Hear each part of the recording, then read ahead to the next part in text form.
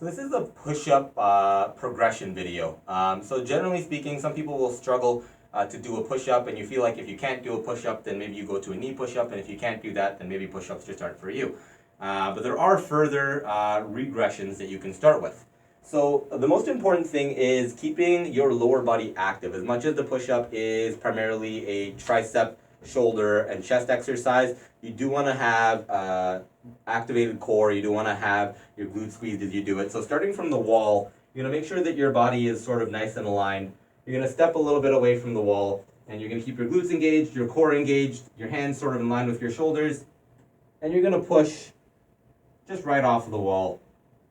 And you're going to have your elbows coming at sort of a 45-degree angle and just exhaling as you press back up. Even at that angle, if that's too difficult for you, you can even stand up a little taller. And you can push from a very sort of upright position, and that can be your starting position. Once you're able to do sort of 10 repetitions of that, and you can do a couple of sets of that, you can start to do it off of a chair or sort of a raised surface. So I can show it from my table here. But you're going to get, again, glutes nice and active. You're going to be on your toes. Your core is going to be squeezed. And you're going to press down. And making sure that you're getting through a full range of motion is probably the most important thing for a push-up. So maybe as you're starting, coming off of the wall, you might not be able to go straight down to the chest.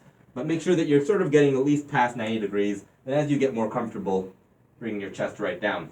From there, we can start to go down into the floor progressions. So you can go from on your knees, again, keeping the core engaged, keeping the glutes engaged, making sure your body is nice and aligned, and coming through a range of motion that you're comfortable with. As long as you can break that 90, you want to push from that 90-degree position and aim to get your chest to the floor eventually, and then coming into a full proper push-up position. So again, you're up on your tippy toes, glutes squeezed, core squeezed, pressing right down, making sure that your elbows aren't flaring out too much, puts a lot of stress on your shoulders, coming down on a nice sort of 45-degree angle with your elbows and pressing right back up.